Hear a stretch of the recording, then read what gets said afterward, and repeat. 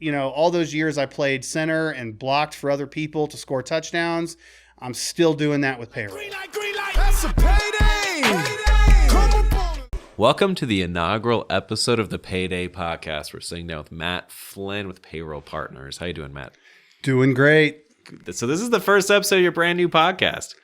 I'm a little nervous today, but I wore my, it's March, so I'm getting excited for St. Patrick's Day, and I'm ready to teach the world everything I know about payroll. Let's go back to St. Patrick's Day, though. What do you do for St. Patrick's Day usually? Well, it's a day that in my family tradition, because we're Irish, it was my dad's day growing up. He always made it about him. But unfortunately, I ended up marrying a girl whose birthday was on St. Patrick's Day. No. So the day is not mine, but luckily she likes to do stuff I enjoy doing. So we always take off work and we usually go have some fun that day. So it's a Friday this year. So definitely looking forward to it. Nice. So is it a green beer tradition, or do you guys just go find something else to do? Green beer is more for like non-Irish people. So Really? I worked at an Irish pub. So I'm more of a Guinness guy. So that's typically what I drink a lot of days, especially on St. Patrick's Day. Nice. That's awesome. Now, Payroll Partners. What do you do at Payroll Partners, and what's your goal for this podcast? So I am a sales rep at Payroll Partners, and I help businesses with all things that involve payroll. And payroll is actually, to me, something that I think is extremely important for not just businesses, but for our country. So it helps me. What helps motivate me to help people with payroll is the taxes that we collect through withholding taxes with payroll essentially fund pretty much everything our federal and state government do. I'm involved with not only paying the troops, paying police officers. We're big in Medicare. I'm helping old ladies get their medicine, so they can survive. So that's what motivates me every day. And then also just helping businesses understand all the complexities around it and just make it easier. It's a necessary evil to do business in the United States, but we try and make it as easy as possible. And hopefully it doesn't become something that's a hindrance on your business and is just easy. And your employees get paid, they pay their taxes, you pay your taxes. And in the end, you have tons of profit margin and you love the service you get from Payroll Partners. I love that. So what's the biggest horror story you've run into with people doing like homebrew payroll services under the table? I'm sure you've seen it all by now, right? Yeah, I have seen a lot of strange things with payroll. I do think one of the things that can help sell what we do pretty quickly is the first time somebody tries to do tax filing on their own. If they try and look up how to be compliant and try and do all of those processes completely on their own, that's not typical. What I feel is more common in the newer entrepreneurs who are starting to get help is a lot of times they'll play in the 1099 area. And then I think that's on the rise too, because you have the whole gig economy. And I feel like everybody is that's becoming more legitimate with business. So I think it's a fad though, because I think what's happened is all of it's caught up to all these gig 1099 workers. And I think they all started to realize you can't write off Social Security Medicare tax. Right. I think a lot of people have a weird assumption that all taxes can be written off, and some can, but the biggest part of employment tax that I deal with in payroll is Social Security Medicare. And when you're a 1099, you're basically a sole prop, and you have to pay both sides of that. So you're paying 7.65% times 2, it's 15.3%. And there's really no way out of that. So we help, businesses who start to realize I can't escape taxes. There's better ways to do it through a payroll process. And, we're here to help those people. So that's been an area that we've been able to help a lot of companies in. Nice. I think it's very interesting. And looking at the employees, the W-2 versus 1099, I guess everyone different stage of their life, different benefit. But I mean, Uber, they fought for 4 years about the entire, are they independent contractors? Are they W-2s? I mean, how often do you see that kind of thing happen? Oh, I see it constantly. You'll talk to a lot of contractors in the construction industry. They use a lot of 1099 crews, and they're like, "Hey, we do everything by the book. You know, we don't provide them a truck. We don't tell them exactly when they have to arrive on a job site. So we're following the rules. They're subcontractors, but then there is part of that definition where, you know, if your entire business model relies on the labor of a subcontractor, then you're probably not really fitting the definition of a subcontractor with the Department of Labor, and they probably should be a W-2. And what's funny, as a payroll company, I get calls now from just laborers who are like, can you call my boss and get him to do payroll so I can start paying my taxes? That's a warm lead. Yeah. Yeah. I mean, it's kind of like, it's going to be hard for me to probably call their boss and actually get them to do it. But like, that's like, I think it's just a true lack of understanding with, you know, the citizenry about how taxes work and what's involved with being an employee and being a W-2. And I think, you know, it's one of those things that I don't think people cover in schools. Like, you know, especially here in this area, like we have really weird laws around local income tax. And I can remember I was speaking of St. Patrick's Day when I was working at that Irish pub. I lived in the city of Norwood and I was working in Northern Kentucky. And I kept getting all these notices from the city of Norwood, you know, that you owe us money. And I'm just like, what is this about? I don't understand this. I'm like 25 and I just felt like I didn't have to do anything. So I just let it go for like 2 or 3 years. And eventually I had to pay my local taxes because my employer in Kentucky wasn't pulling it correctly out of my payroll, but it's still on me to do that. So, you know, it's just like, I had no idea. I didn't start learning how this worked till I got into the payroll business, but yet this is something that affects everybody. And I don't think enough people understand really how it works. So, you know, I'm passionate about it. And I feel like, especially selling payroll in the Midwest, there's nobody who really plays the expert on all of these little things around payroll, like local taxes, like Ohio workers' comp, like benefits in Section 125. And, you know, the goal of my podcast is there's so many other areas that touch payroll that I can get into that I don't think I'm going to have a hard time at all having a lot of good conversations around payroll. What kind of subjects do you think kind of intertwine with payroll? Oh, there's so many.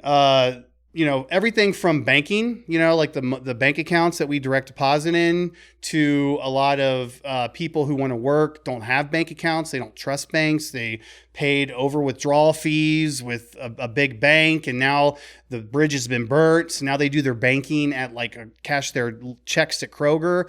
Meanwhile, businesses don't want to deal with live checks anymore. So now there's this growing merchant wallet, virtual wallet industry where you can get pay advance loans now. So that's blowing up and changing rapidly.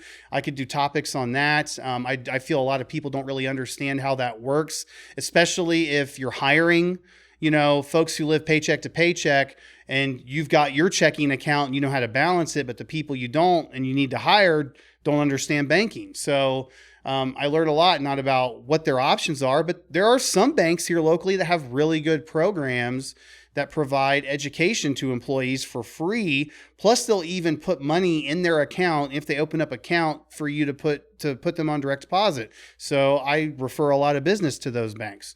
So that's one aspect, all the way up to benefits and HR. You know, and payroll isn't just, you know, about tax filing and paying people. We are every business's employee database, and we are now involved in all aspects of communicating with employees, everything from doing their quarterly performance reviews to punching in and out and doing all the timekeeping, to doing their vacation and PTO tracking, to getting them enrolled in the benefits that your company offers that are a good fit for their family. We get involved in all that. So, and they're all complicated in their own right. So I'm excited. I like all of these topics and I like to learn a lot about all of them. So I know who the experts are in the things that I don't know about. So I'm going to be bringing them on to interview them and pick their brain for what businesses should be doing with those things. Nice. Now, in terms of the scale, I think, and correct me if I'm wrong, I'm sure you know the statistic, that the average business, 40% of their budget goes into payroll, 30% of their budget. It's usually the biggest line item goes into staff. You look at the service economy, it's even bigger, right? Yeah. So did little Matt Flynn, when he was 12 years old, growing up where? Dayton, Ohio. Dayton, Ohio. Did he think one of these days I'm going to be the subject matter expert on payroll? No, I came to payroll because I always had a interest in government. I think after losing so many, homeroom student council elections, that I decided I'm not going to be somebody cut out to be a politician or be part of the whole, election and campaign part of Sure. politics. But I did still find government interesting, but I also saw myself in business somehow. I had thought about maybe becoming an attorney. That's probably what a little kid I might have said I wanted to do. But then I got so in debt with student loans to get a bachelor's degree that Crazy, I said, right? I can't do this, keep going with this and get more in debt to become an attorney. So like many people with student loan debt, I kind of settled on a sales career.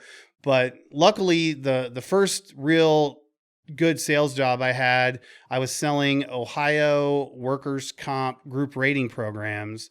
And that was where I really started to dive into state government and understand how things work with state government. And then that company got involved in payroll and then involved in HR. And then I just started wanting to learn about all these things. My coworkers would tell me, like, man, you absorb this like a sponge. I was the guy that first I would learn everything I could from the people around me. Then I would go bother the experts in my company and learn everything I could from them. Then I found out that I had to start going to people at the, worker BWC at the government entity, and I'd bother them and ask them questions. And before long, I was like looking up stuff on the Ohio Revised Code because I just wanted to learn why things are the way they are. And I feel that helps people understand when they're buying a product, they need to understand the big picture of why. And that's what I do for my clients is I help them understand why. And that's been easy to do with payroll. Nice. That's awesome. Now, looking at the initiative, you took the initiative to go find the information for yourself. How hard would that be for a mom and pop to go out and find? Oh, it's extremely difficult because it took me years. I started out just understanding one little part of Ohio, workers' comp group programs. But if you're a new business, that's part of your process because workers' comp is basically in Ohio another payroll tax. So then going to understand, House Bill 5, which is the first time Ohio passed any type of legislation that created uniform law around all the local cities and villages who charge an income tax. There is now some state regulation about how that works, especially if you're a traveling employer. So that's complicated because that also is different than workers' comp rules, which is also different than unemployment rules. That's a whole other thing with unemployment. And that's different than, HR benefits and how payroll interacts with those things. So it's too much. It's really too much. And how much trouble can you get into for a business owner that does it wrong? So that's a debatable topic. So this would be where you would probably expect me to say you can get in a lot of trouble and you can get fines. And you can. Can I get thrown in jail? Is that jail time for this? Or no? I'm sure there's people who've gone to jail for all these things. Like there is some enforcement, but like if you were to ask me, what's my biggest beef with payroll, is there's so many rules and regulations, and there's so little enforcement that it's almost, I feel like we've become like successful businesses now are some of the ones who are figuring out how to play in the gray area to keep their own costs down by figuring out what rules can I break because there's very little enforcement. Hence going back to all the companies that use 1099s that probably should be W-2s, and they're, it's cheaper for those businesses to do that because they're not paying taxes on those folks like they would if they were W-2 employees. So there's just not enough enforcement of the rules. And I feel bad for younger entrepreneurs because I do feel like definitely the World War II generation and even the baby boomers grew up with this like sense of responsibility to pay taxes. But I feel like younger people, we grew up with a different mindset around that. We're like, no, you should avoid paying taxes as much as you can, and that's how you become successful. So that's I wish I could tell you that there's a whole lot of ways to get in trouble, but there's not. So that puts me in the role as the practitioner. CPAs find themselves in this role a lot as well, where we have to tell employers, here's the actual rule. This is what you have to do to be compliant. This is what a lot of companies in your industry are doing that's really not compliant. It's your business. We don't take on liability. So I will say with payroll, we do whatever our clients ask. We don't take on any liability, though, for how they choose to do it. Right. That makes a lot of sense. Now, are there big players in the payroll that are doing it wrong? The ones that are kind of capitalizing that gray area? Yes, I will say that not many payroll companies can help a business understand the actual way to do taxes in Ohio or Kentucky, especially if you're a traveling business and you're traveling in between those two states. So you call up the hotline at some of the big national guys, they're going to put in a ticket. There's probably somebody who works there at that big payroll company who knows it, but it's going to take you a month or two to get them on the phone to help walk you through it.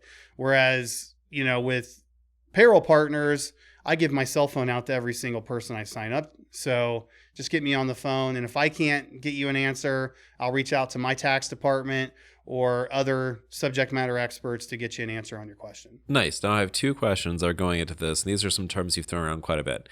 So W-2, what's a W-2 employee versus a 1099? So a W-2 employee is basically an actual employee. So that means that they get a W-2. That means they're an employee. That's the Department of Labor definition. So all the different state and federal tax agencies have rules around a W-2. The basics for the employee side is if I'm a W-2 employee, my employer by law has to pull my taxes for me. I can't that's why people always say, why don't I just file at the end of the year? If you're a W-2, that's not how it works. There was I don't even remember the name. There was legislation passed probably between the 50s and 60s. And it was this really law no one's heard of, but it started this concept of, hey, businesses and employers, the federal government is getting out of the business of being tax collector. And now you're going to do that for us. And then that's when employers had to start collecting taxes with paychecks and filing really? with the government. And that has evolved into all types of federal and state agencies. So that's one of the big things. And then as far as taxes go for Ohio, just to look at Ohio, for the employer side, you have Social Security, Medicare, you have federal unemployment, you have state unemployment, because every state has its own unemployment agency, but they're all backed by the Fed. So you always hear news reports, the state's borrowing more money from the Fed, so there's those three. And then workers' comp is usually required in every state as well. Those are the big employer costs tax-wise of a W-2. And then the employer has to pull and file taxes for the other things the employee has. And the employee has their federal income tax. They have their Social Security, Medicare. A lot of times you'll see it called FICA. And then you also have state income tax in Ohio. And then you have a local usually.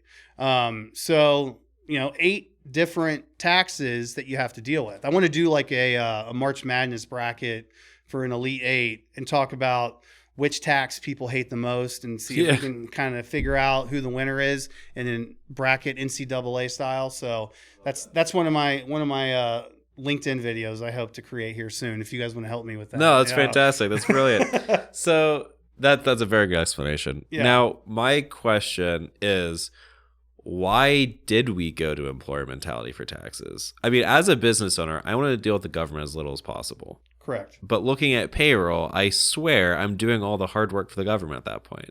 So, I mean, why do you think that is? Why should the businesses have to deal with the payroll taxes, unemployment, things like that? Why can't they collect it directly?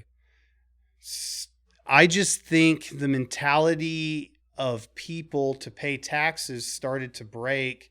And I think it's too hard for the federal government to pay people to enforce payment. I mean, I think, you basically, the Fed would have to hire a lot of people to be collection agents. I think there would be there'd be a huge amount of garnishments instead of everybody just having a normal tax process with payroll. I think a lot of low income people, which is, I mean, you could look at all the studies of how many people in our country don't have money in savings. They're living paycheck to paycheck, but we still want to collect taxes from those folks. I don't think it could work any other way without, collecting it through payroll with the employer. Right. Now, looking at the gig economy, which is something you brought up in the very beginning, you said you think that's a fad. You think that eventually we'll see it return to W-2. What gives you that faith? So, no, this is just an instinct I have. I hope you're right. Owning a staffing firm, I hope you're right. But go ahead. Keep going. There's little trends, and it's as stupid as it's taking longer to get an Uber driver. It's taking longer to get a Lyft driver. There's less drivers out there doing it. You talk to the people who've driven you, and they all complain a ton. And I think what happened is people were so uneducated about how taxes work that they literally jumped at working for Uber with no real understanding of how the income they were getting in the short term, it's in my bank immediately after I drove all those folks. You're getting 1099 by Uber.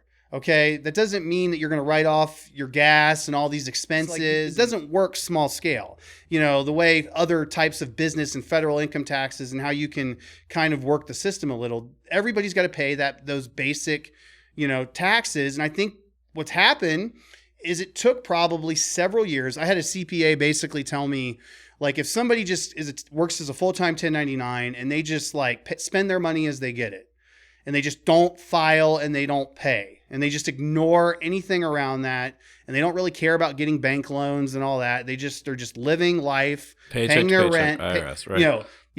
1099 paycheck to paycheck with no taxes taken out. How long before that catches up to them? It takes about 5 years. Oh my God. So that's what's happened, is that people were doing these jobs, and then now it's caught up to people who did it, and they owe all this money. I just talked to a CPA who is basically saying the business around, what's the term, where you go get paid you negotiate the debt due. Oh, sure. And like the debt relief. The debt relief. Right. Have you noticed the commercials for those have increased on the radio drastically? This CPA he's getting out of normal tax business preparation business, and he's going to tax resolution fully. Wow. Because that is booming, because there's so many of these gig workers who owe money, and the IRS, they stink at collecting money. They always have. That's why they made the employers do it, 70 years ago. So they don't know how to do it. So they let them settle it out in these settlements. And then these people who are in the resolution business get a large percent of it. And that's booming right now. So, but then people, after they get through that, they're like, man, I can't get a mortgage. I can't even get a car loan. I'm not doing this anymore. I'm going to go back to just getting a W-2 job and paying some taxes, but at least they learn their lesson. Does that make sense? No, that's brilliant. That's very interesting. So you think that that's been the wave of everyone wanted to do it because the flexibility, because the openness, because you could drive after work, whatever your traditional job is. It caught up to them 5 years because you're right. There's going to be a lot of people that are like, I have to pay taxes for being an Uber driver. And they didn't do it for 5 years. And at the end of the time, they're like, I'm upside down. And that's not just a small upside down. If it's 5 years of debt, that's a big oopsie. Yeah. Yeah. It's a lot of money for even, somebody who's paycheck to paycheck. You let that build up. You let, that 20 to 30% of 50 grand build up over 5 years. All of a sudden you have tens of thousands of dollars in tax debt. So they're like, nope, I'm not doing that no more. And they get it resolved and then go back to a W-2, or maybe they'll at least, if they're a higher income person, they'll, go become a one-person S corp, maybe do a payroll on their own. All the things they didn't teach us in business school. All the stuff, yeah. Nobody teaches you how any of this stuff works. I was a big W-2. I just got used to paying taxes on my first paychecks. I mean, one of the things I'm going to ask every single person who's my guest on the podcast is I'm going to ask them what was their first payroll job. Like, not their first, under the table babysitting type job. What was your first payroll job? And my first payroll job was when I was 14. I worked at a root beer stand washing mugs and trays for $3.50 an hour, and I paid taxes on that. $3.50 an hour? Yes, $3.50 an hour, and this is probably in Was it the 30s? 1994. Are you serious? Yeah. So that was below the minimum wage. Back then they had a yeah. seasonal minimum wage. So like, because there were so many people working back then. I always make this point, like, I probably would have worked in government when I was early in my career, but there just wasn't, and I got done with college in 2001, and the baby boomers were all very much still employed, and there weren't any government jobs for recent college grads. So I ended up in the restaurant business, and and I did okay in it, but I never made good money and I never really loved it. And when I got into working for private companies involved with the government, I was like, this is kind of cool too. Right. And then I started being like, hey, this restaurant experience kind of disciplined me to be good in sales. Correct. Also losing a lot of football games in my athletic career, as well as, probably getting turned down by lots of women during my single days in my 20s. But I was very much someone who did not get emotionally affected by rejection. Right. So, all those things. Interest in government, good at sales, not emotionally affected by rejection. I mean, what else would I do but sell payroll, right? Well, so in your career and your experience, you've been conditioned to go into that sales role, and looking at what you're doing now, do you have any regrets about doing it? Do you ever wish you'd have picked up a government job versus what you're doing now? No, I think I would have been stifled. You do those DISC personality tests, so I'm a crazy high D. I would have hated working for the government, and probably the inability to change things. I have a buddy who works for the government right now, and he tells me what it's like, and I would have not done well there at all. I'm very much somebody who wants to figure out how to change things. So, I do think I would have made a good attorney, and I kind of wish maybe I would have went into, somehow I approached my bachelor's degree differently so that I could have went to law school. That's probably something I regret a little. I regret quitting football after my first year of playing Division III college. I did it for lazy, stupid, young guy reasons. And I always loved football, and I coached, and I probably will get back into coaching as my kids get older. So that's another regret. It's funny, I brought up football. So another thing I'm going to do on my podcast is try and reference football, because I do think payroll and playing offensive line on a football team are like exactly the same thing. And that's exactly what I did is, payroll never is celebrated. Like, hey, everybody got paid. The taxes were done perfectly, and everything was just wonderful this payday. Thank you so much, payroll company. Thank you so much, people involved in payroll. That never happens. Okay. We only get called out when there's a mistake. All right. Just like an offensive lineman, right? When they're blocking, nobody necessarily ever compliments it. They only get called out. Their name gets called if they had a penalty or if they had a blatant missed block. So it's very much, all those years I played center and blocked for other people to score touchdowns. I'm still doing that with payroll. So I very, very much in line. So the other question, I'm going to ask you both these questions. I'm excited. So what was your first payroll job? I was a server at the New England Club Retirement Home in Anderson Township. What'd you get paid? $7, I think, maybe $6.50 an hour. Yeah. That was brutal too. And that job was rough. I mean, the entire time I was waiting on old people. And I'll tell you what, I did that for, I've been sophomore, junior, senior year of high school, went away to college, came back, and all of my favorite people were dead. So I was just like, I can't do this. Like, I lost too many friends in this. So that was my first payroll job. I bet you learned so many life lessons. Oh my God. With all those older folks in the restaurant industry. That's where I learned a lot about life, because I didn't want to have those conversations with my parents. Right. And I just remember learning so much raw truth about people from older people I worked with in the restaurant industry. Yep. I remember, because that would have been 20 years ago now, almost. And I think the funniest takeaway was there was a gentleman there that was too old to serve in World War II. And that just blew my mind. I'm like, wait, you were too old for. He was probably pushing 100. He's like late 90s at the time I was talking to him. So I think he was like 34 or 35 during World War II. Like, how is that possible, right? Yeah, But you're right. That wealth of experience. And the scary thing is we're losing that so fast right now, especially in the workforce. So anyway, and what was your second question? Second question is, so your main thing is in staffing. So in your role in staffing, what position on a football team, offense or defense, do you think best represents what you do in staffing? Oh, that's a great question. I wish I knew more about football too going into it, but let me think about it. I kind of thought of one for you because I love the stuff. I'm sure you can. Don't tell me though. It would be think the temporary staffing. Okay, so think the temporary staffing. I'm gonna say the center. No, that's payroll. I'm calling the center. You got the center? I like the center. The center is a good position. I'll give you a good one because I know football really well. Sure. I would think because what you guys do is kind of temporary in nature, but you're setting up the offense, so the people who are coming in. So you're a kick returner. You're on special teams. You think so? We're on special teams? You're on special I like teams. that. The seasonal project work, too. Yeah. I can see that because you're only getting called in when it's that. So, yeah, I would like to be the field goal kicker. Who did we have last year? We have him this year, too. He was just amazing for the Bengals. Yeah, McPherson. McPherson, yes. That is the only jersey I've ever wanted to purchase. After that was the 2021 season. Yeah, he didn't do as good in last year, but he still did pretty good. He's still good. He'll be on our team for a while. But. So what'd you think about that Kansas City Cincinnati game?